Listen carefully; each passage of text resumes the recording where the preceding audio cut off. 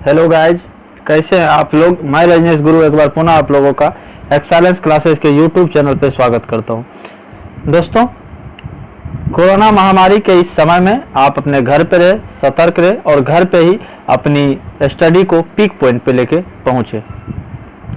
आज हम आप लोगों के बीच एटॉमिक स्ट्रक्चर के रिलेटेड बहुत सारे क्वेश्चन को लेकर आया हूं, जिसका एक शॉर्ट वीडियो आप लोगों के बीच है। उसके बाद इसका नेक्स्ट पार्ट बनाया जाएगा। तो उसमें कुछ हम लोग आज एटॉमिक स्ट्रक्चर के रिलेटेड ही क्वेश्चन को देखते हैं। चलते हैं मुख्य मुद्दे पे। जैसे आपका पहला क्वेश्चन है, जो CaOH का होल ट्वाइस के अणु में कितने परमाणु है। दोस्तों, इस टाइप के क्वेश्चन को बनाने के लिए आपको पहले यह सीखना होगा जो इसमें परमाणु कौन कौन से लगे हुए हैं। जैसे यहाँ पे आप देख रहे हैं, जो आपके परमाणु पहला है Ca, दूसरा है O, तीसरा है H। ऐसा नहीं जो OH एक ब्रैकेट में है तो उसे हम एक ही मान लेंगे, नहीं, तब आप गलत हो जाएंगे। आपको यह जानना बहुत जरूरी है जो ऑक्सीजन एक अलग परमाणु होता है, हाइड्रोजन एक अलग है, कैल्शियम एक अलग है। तो मैंने सबको अलग अलग लिख दिया। अब यहाँ से आप देख रहे हैं कैल्शियम आपको एक है, OH का होल ट्वाइस है तो डेट मीन्स O का भी 2 है और हाइड्रोजन का भी 2 है। ऑक्सीजन आपको 2 है और हाइड्रोजन भी 2 है। अब कह रहा है कुल कितने हैं, तो 2 2 4 1 5। इस टाइप के जो भी क्वेश्चन हो वो काफी आसानी से आप पहले यह फाइंड आउट कर ले जो इसमें किस किस टाइप के कार्बन परमाणु लगे हुए हैं। फिर उस सभी परमाणु का अलग अलग संख्या लिख ले। जो इसमें मान लीजिए कोई दूसरा होता है, उसमें कैल्शियम कितना है, हाइड्रोजन कितना, ऑक्सीजन कितना है और जो भी परमाणु उसमें है उसकी क्रिया मात्रा है, तब उस सब को जोड़कर आप इसको आसानी से लिख सकते हैं। जैसा कि यहाँ पे आप देखें, कैल्शियम 1 था आपका, ऑक्सीजन 2 था, हाइड्रोजन 2 था, सबको जोड़ दिए 2 2 4 1 5। तो आपका ऑप्शन नंबर डी यहाँ से राइट आंसर हो गया। चलते हैं मित्रों नेक्स्ट क्वेश्चन की ओर। अगला क्वेश्चन आपका, CO2 में कार्बन और ऑक्सीजन के द्रव्यमान का अनुपात क्या होगा। दोस्तों, CO2 तो कार्बन है, तो कार्बन जानते हैं आप लोग एटॉमिक नंबर 6 और एटॉमिक मास 12। तो कार्बन और ऑक्सीजन पूछ रहा है तो कार्बन लिख लीजिए यहाँ पे 12। और ऑक्सीजन आप जानते हैं 8 परमाणु संख्या और 16 परमाणु द्रव्यमान। और किसी भी तत्व की परमाणु संख्या ही प्रोटॉन की संख्या होती है। और याद रखिएगा, जो कोई भी परमाणु की परमाणु संख्या, प्रोटॉन की संख्या और इलेक्ट्रॉन एकमात्र हाइड्रोजन को छोड़कर सभी में बराबर होते हैं। तो ऑक्सीजन का परमाणु संख्या आपका 16 हो गया। और यहाँ पे आप देख रहे हैं 2 ऑक्सीजन है तो अनुपात 2 ऑक्सीजन है तो इसलिए 32। अब आप देख रहे हैं दोनों 4 के टेबल से कट रहा है तो 4 3 12 और 4 8 32, 3 अनुपात 8 यानी कि 3:8। मतलब कार्बन और ऑक्सीजन का जो रेशियो था इसमें, कार्बन और O2 का, वो था 3:8। और एक बात और देख लीजिए, जब इस कार्बन डाइऑक्साइड का आपको कुल परमाणु द्रव्यमान निकालने बोलेगा तो कार्बन का 12 और ऑक्सीजन का 32, दोनों को जोड़ दीजिएगा तो आपका 44 हो जाएगा। तो परमाणु द्रव्यमान के रिलेटेड जो भी है, तो इसके लिए आपको कम से कम 1 से 30 तक सभी परमाणु के परमाणु संख्या और परमाणु द्रव्यमान याद रख लीजिए। उसके बाद मैं आपको बता देता हूं कौन याद रखना है। गोल्ड रखना है, सिल्वर रखना है, मरकरी रखना है, एंटीमनी रखना है आपको। उसके बाद आपको बिस्मथ का रख लेना है।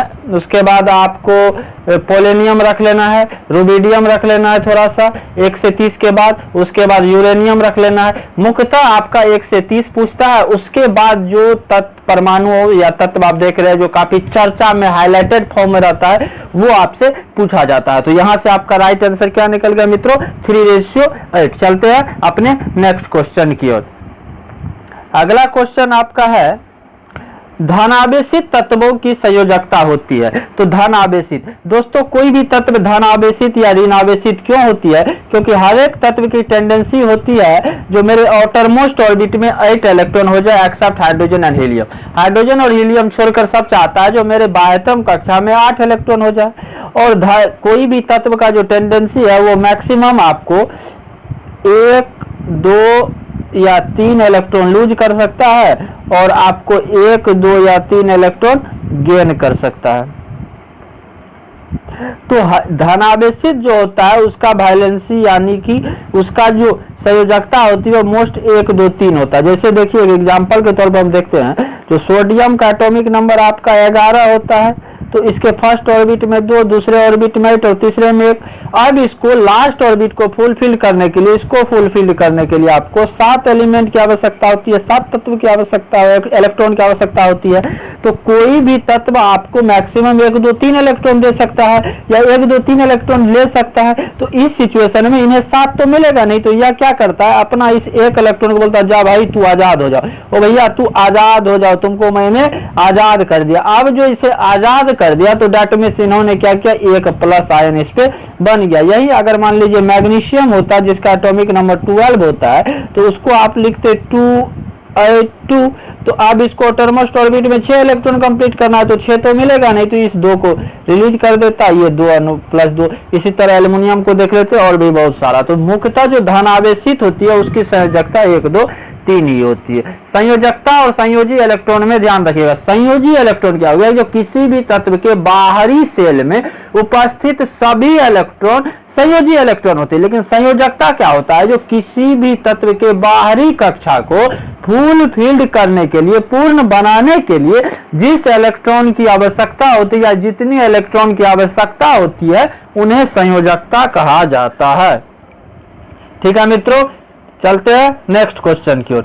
H2 परमाणु के नाभिक बने होते हैं, मतलब हाइड्रोजन के नाभिक बने होते हैं। H2 मतलब यहाँ पे आपको हाइड्रोजन समझना है। आप जानते हैं जो हाइड्रोजन का एटॉमिक नंबर 1 होता है और इसका एक ही नाभिक होता है।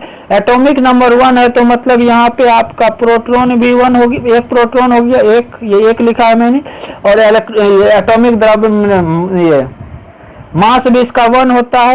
तो एटॉमिक मास जो होता है वो proton plus neutron equal to atomic mass. तो यहाँ पे प्रोटॉन 1 है तो न्यूट्रॉन आपका क्या हो जाएगा, 1 माइनस 1, डेट मींस न्यूट्रॉन तो आए नहीं, तो न्यूट्रॉन यहाँ से हो गया 0। इलेक्ट्रॉन तो एक ही होगा क्योंकि किसी भी तत्व में जितना प्रोटॉन उतना ही इलेक्ट्रॉन। तो हाइड्रोजन एकमात्र ऐसा तत्व आपके अपने पीरियोडिक टेबल में जिसमें कोई भी न्यूट्रॉन नहीं पाया जाता है, जो कई बार आपको कंपटीशन के क्वेश्चन में पूछा गया है।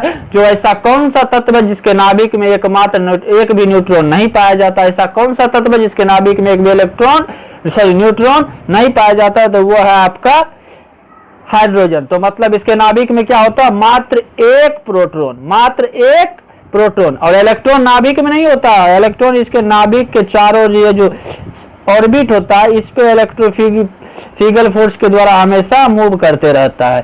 और हाइड्रोजन के जो नाभिक है उसमें क्या होता है, मात्र एक प्रोटॉन। चलते हैं मित्रों नेक्स्ट क्वेश्चन की ओर। इलेक्ट्रॉन की वह अधिकतम संख्या जो बाहरी कक्षा को में रह सकता है। दोस्तों बोर और ब्यूरी ने एक फॉर्म दिया था, जो किसी भी तत्व में जो इलेक्ट्रॉन भरने की टेंडेंसी है वो 2n² के फॉर्म में चलेगा, जहां n उसका ऑर्बिट का संख्या। जब यहाँ पे आप n का वैल्यू 1 रखते हैं तो आप देखते हैं 2 × 1 का स्क्वायर, तो 1 × 2 2, n का वैल्यू 2 रखिएगा तो आपको 8, 3 रखिएगा तो आपको 18, 32 डॉट डॉट डॉट आएगा। लेकिन ये तो इसका स्टैंडर्ड फॉर्म है। लेकिन होता है क्या, क्योंकि बहुत सारे तत्वों को मान लीजिए लास्ट और भी 25C पे हम इलेक्ट्रॉनिक कॉन्फ़िगरेशन निकालेंगे, तो 8 2 8 10 और लास्ट में हो गया 17 10 15, तो 15 तो फुलफिल किसी संदर्भ में होता नहीं है। तो होता है क्या, ये जो मेरा फॉर्म चलता है इलेक्ट्रॉन भरने का किसी भी ऑर्बिट में, वो चलता है मेरा, हमेशा याद रखिएगा, 2 8 8 18 18 32 और 7वां मेरा इम्पिटी होता है, खाली होता है। तो किसी भी तत्व का जो लास्ट ऑर्बिट है उसमें जो इलेक्ट्रॉन भरेगा वो 8 ही रहेगा, ये याद रखना। जो किसी भी तत्व के लास्ट ऑर्बिट में जो इलेक्ट्रॉन रहने की जो मैक्सिमम संभावना होती है वो आपको 8 होगा। इसमें कुछ एक्सेप्शन जैसे हाइड्रोजन या हीलियम है, उसमें तो आप देखते हैं क्योंकि ये डुएट पूरा करता है और बाकी सब अपना ऑक्टेट पूरा करता है। तो मोस्ट ऑफ एलिमेंट का जो टेंडेंसी होता है वो होता है अपना ऑक्टेट पूरा करने के लिए, और ऑक्टेट पूरा करने के लिए उन्हें आउटरमोस्ट ऑर्बिट में 8 इलेक्ट्रॉन चाहिए। और इसी 8 इलेक्ट्रॉन को बनाने के लिए कोई भी तत्व आप देखते होंगे जो इलेक्ट्रॉन का लूज गेन या शेयर करता है। और शेयर की जो सबसे ज्यादा प्रॉपर्टीज होती है वो होती है हाइड्रोजन में, क्योंकि कार्बन में, और कार्बन में श्रृंखलन गुण बनाने की टेंडेंसी होती है, कंटरनेशन बनाने की उसकी प्रॉपर्टीज होती है। इसलिए आज आप अपने एनवायरमेंट में सबसे ज्यादा कार्बन के ही तत्व को देखेंगे, क्योंकि उसका जो श्रृंखला बनाने का गुण होता है, मतलब चेन बनाने का जो गुण होता है, वैसा गुण किसी और तत्वों में नहीं पाया गया है। तो आपका यहाँ से राइट आंसर क्या हो जाएगा? 8। इलेक्ट्रॉन की अधिकतम संख्या 8 है जो बाहरी कक्षा में रह सकता है। चलते हैं मित्रों नेक्स्ट क्वेश्चन की ओर। इलेक्ट्रॉन की खोज कब हुई? दोस्तों आप जानते हैं जो किसी भी तत्व के 3 मूल कण होते हैं, इलेक्ट्रॉन, प्रोटॉन, न्यूट्रॉन। तो इलेक्ट्रॉन की खोज आपको 1897 में जे थॉमसन ने किया। यहाँ पे आप देख लीजिए इलेक्ट्रॉन आपका कौन हो गया? J Thomson. 1886 में आपको प्रोटॉन की खोज हुई थी, जिसका खोज आपको गोल्डस्टीन ने तथा इसका नामांकन आपको रदरफोर्ड ने किया। और बाद में आपका अगला खोज हुआ न्यूट्रॉन की, जिसका खोज जेम्स चाडविक ने किया। तो 1897 में इलेक्ट्रॉन का खोज हुआ, जिसका खोज किसने किया? जे थॉमसन ने। और 1886 में प्रोटॉन का खोज हुआ, जिसका खोज किसने किया?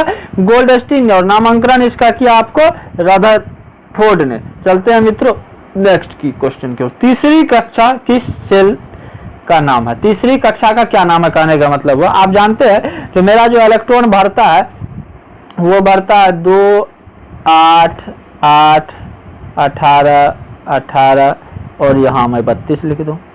तो ये जो सेल मेरा स्टार्ट होता है वो होता है KLMNOP और आगे भी।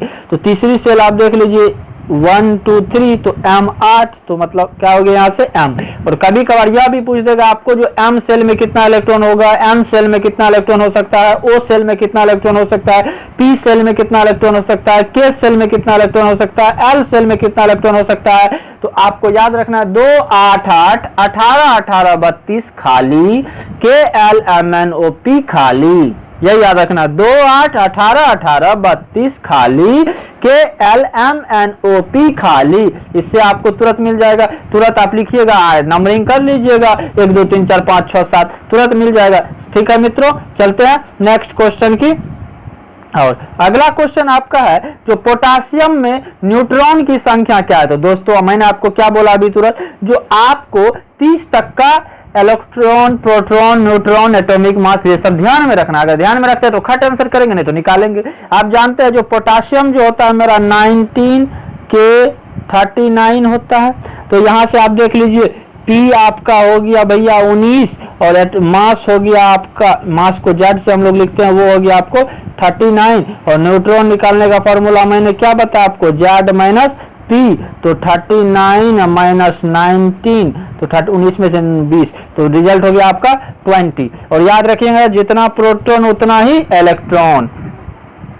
तो यह सिंपल है, किसी भी तत्व में न्यूट्रॉन निकालने की जो संख्या होती है वो होती है उसकी परमाणु द्रव्यमान माइनस परमाणु संख्या, और जितना प्रोटॉन उतना इलेक्ट्रॉन। और प्रोटॉन क्या होता है? किसी भी तत्व का परमाणु संख्या। तुरंत इस पर आप आसानी से निकाल सकते हैं। ठीक है मित्रों, चलते हैं नेक्स्ट क्वेश्चन की ओर। कार्बन की संयोजकता होती है, अब देखिए संयोजकता कार्बन कितनी होती है? कार्बन का एटॉमिक नंबर 6 होता है। अब मैंने जो इलेक्ट्रॉनिक विन्यास आपको बताया 2, 8, 18, 18, 32 पे, अब इसको जब लिखते हैं तो फर्स्ट में 2, अनदर में 4, 2, 4, 6। और आपको क्या बताया मैंने, जो हर एक तत्व चाहता है जो अपनी आउटरमोस्ट ऑर्बिट को 8 इलेक्ट्रॉन करे, और उस 8 इलेक्ट्रॉन को पूरा करने के लिए जो उन्हें जितने इलेक्ट्रॉन की आवश्यकता होती है वही ना संयोजकता होता है।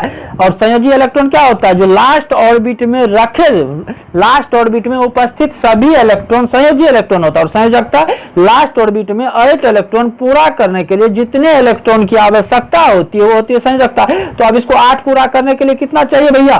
4। तो डेट मींस इसका जो संयोजकता हो जाएगा वो क्या हो जाएगा? 4। तो किसी भी तत्व का संयोजकता आराम से आप निकाल सकते हैं। उसका इलेक्ट्रॉनिक कॉन्फ़िगरेशन लिख लीजिए, लास्ट ऑर्बिट में देख लीजिए कितना इलेक्ट्रॉन है। अब देखिए जो उसको कितना इलेक्ट्रॉन की आवश्यकता है, अगर 4 से कम मतलब 1, 2, 3 है तो उसको लूज कर देगा, 5, 6, 7 है तो गेन करेगा, 4 है तो शेयर करेगा। मैं फिर से एक बार कर रहा हूं, जो अगर लास्ट ऑर्बिट में 1, 2, 3 इलेक्ट्रॉन है तो वो उसका लूज कर देगा, क्योंकि कोई भी 3 से ज्यादा नहीं दे सकता इसको। 5, 6, 7 है तो गेन कर लेगा किसी से, और 4 है तो शेयर कर लेगा, और कार्बन इसी कारण हर एक से शेयर करता है। आज तक कोई भी तत्व कार्बन को नहीं देगा, क्योंकि क्या पता है बेईमान है, लेकिन भाग जाए। इतना बेईमानी किया इस संसार में, तो सबसे ज्यादा इसी का तत्व है। समझ गए ना। चलते हैं नेक्स्ट क्वेश्चन की ओर। प्रोटॉन का आवेश होता है। तो दोस्तों प्रोटॉन जो है वो हमारे नाभिक का एक धन आयन है, मतलब पॉजिटिव कण है, और इलेक्ट्रॉन निगेटिव कण है। तो प्रोटॉन और इलेक्ट्रॉन का चार्ज एकदम बराबर ही होता है, 1.6 गुना 10⁻⁻19 कूलम। लेकिन प्रोटॉन मैंने आपको क्या बताया, जो पॉजिटिव आयन है, इसलिए इसका वैल्यू आपका हो जाएगा +1.6 10⁻⁻19 कूलम, और इलेक्ट्रॉन का -1.6 10⁻19 कूलम। वैसे मैं इलेक्ट्रॉन प्रोटॉन न्यूट्रॉन का जो एक विस्तार वीडियो है वो मेरा बनाया हुआ है, तो आप लोग उससे भी आप देख सकते हैं, क्योंकि उसका मैंने उस दिन मैं सिर्फ इलेक्ट्रॉन प्रोटॉन और न्यूट्रॉन पे ही विशेष करके एक वीडियो बनाया था, जो वीडियो आपको डाला हुआ है। तो जिन बच्चे को यहाँ पे दिक्कत आ रही है वो हमारा उस वीडियो को देख ले। बाकी आप लोग इस वीडियो को देखिए, अपने दोस्तों के साथ शेयर कीजिए, कमेंट अच्छा लगे वीडियो को तो लाइक कीजिए, कमेंट कीजिए, बस यही। और क्या कहूँगा आप लोगों से, कोरोना महामारी में अपने घर पे रहिए, सतर्क रहिए, stay home stay safe. Thank you.